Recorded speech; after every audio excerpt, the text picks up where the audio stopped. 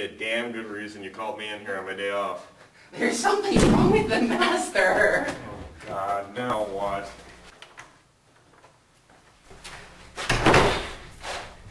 See what I mean? He's not himself.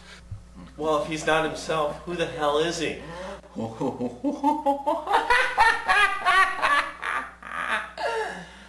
Good evening, Commissioner. Oh my God, he's off his medication. He's very impressionable when he's off his medication. Did he have his medication on him? The only thing I could find on him were some knives, some lint, and a movie ticket to the 9:50 showing of The Dark Knight. That explains a lot. Looking for this? Look, Victor, you've got to start taking your medication. It's empty. Oh, okay. Look, I'll get this refilled. You stay with him and stop him if he tries to leave.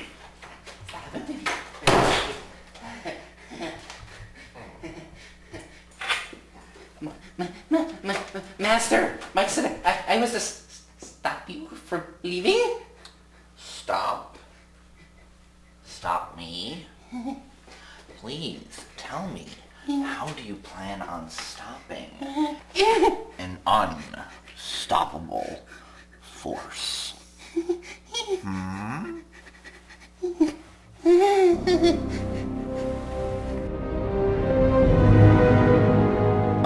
And we're back with more villains. And we met earlier in the lobby and we were discussing how a lot of the female attendees are dressing as male characters, and you had a comment on that. Well, the thing is, especially in American comics, the male characters are more interesting. You ever going to see a female Two-Face? No, because that doesn't sell comic books. Oh, actually, hold on. Generally, pretty girls sell comic books. You're not going to see, you know, Madame Unibrow isn't going to appear on the comic book shelves. It's not going to happen. So, rather than I'm going to dress in just some neat... I'm into makeup. I like doing interesting things like this. This is liquid latex. I have toilet paper on my face right now. And to do something interesting like this, the only real option is to do a male character, especially if you're going something from, you know, mainstream American comics. Now, is there anyone in mainstream who you see is working to fix that bias? Now, I'll admit that I don't buy terribly many comics. I usually get trades, and I usually buy in the Vertigo line. Honestly, I don't really see much of that happening. The best thing that I can think of, the best example I can think of is Neil Gaiman's Sandman, the character of Despair, who is female, but is not at all what the typical beautiful female image is like. I want to take a moment and ask you about your costume. Did you make your costume yourself? Well, the suit is a lucky find. I went to the Salvation Army in search of some pinstripe and maybe something else. I was hoping to do the Tim Sale version of Two-Face, which is what I've done, which means black pinstripe and gray pinstripe. So I found this, and I found a couple of, you know, gray, sort of, they have stripes on them, but they're not necessarily a gray pinstripe suit. And then I found this. I'm like, oh, that's fantastic. And then I happened to find both of these pairs of pants.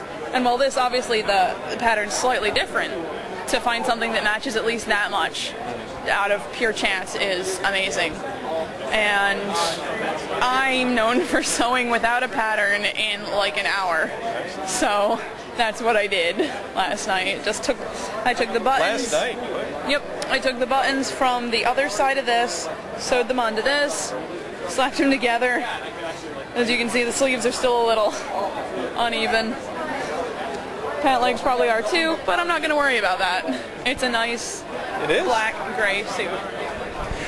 If the character of Two-Face was actually a woman, what do you think the biggest difference would be? The biggest difference Harvey Dent, the big thing about Two-Face is the personality and the insanity that the whole disfigurement brought out in him.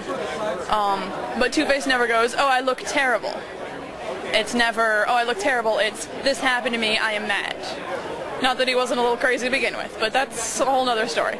I think that if the character of Two-Face or something similar were written as female, it would be much more, I am now disfigured and I am sad that I am ugly. Because, I mean, there's even an episode of Batman the Animated Series, which is fantastic in its faithfulness to the comics, at least in most things, and that features a woman who's completely hidden behind a mask because she's been disfigured in some way, shape, or form. The thing you find out at the end of the episode is that she looks completely normal. She looks gorgeous, and it's all in her head. But still, I think that's the route that would be taken if something like this were to happen to a woman in comics. Now, just as a point of personal interest, I met my wife dressed as this character of Two-Face. And I want to talk to your friend, the Riddler. Okay. Hello. Why did you choose to portray the Riddler today? Well, I heard that she was going to be Two-Face, and I was like, well, I want to do something that'll go along with your costume. And I like the Riddler, you know, and I like green. So I was like, okay, let's do that. And did you put this costume together yourself? Yeah, well, I went out to the thrift store, and I got most of the components, and the hat we altered. It was black and we painted it green, and I glued a new ribbon on it. The tie, you know, painted the question mark, and the mask was just a store-bought 99-cent mask that we just cut out.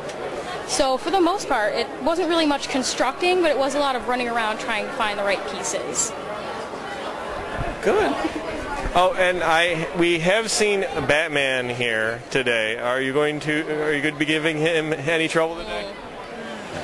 I think it's up to Harvey. Cool. Yes. Oh. Let's go.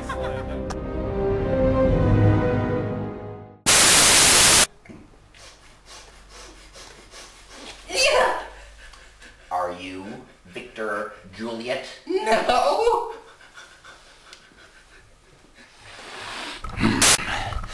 The internet needs a new class of filmmaker, and I'm gonna give it to him. I'm sick and tired of watching these jackasses in their backyard, or these prepubescent floozies shaking their booty in front of their cameras. So it's time for a social experiment.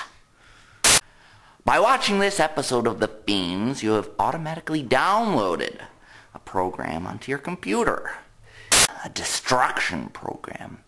And if you don't start watching some better quality videos, I'm going to blow up your computers. People will die. I'm a man of my word.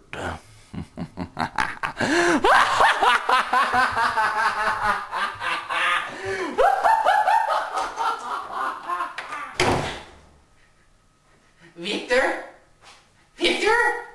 Somebody? Mike? Help me?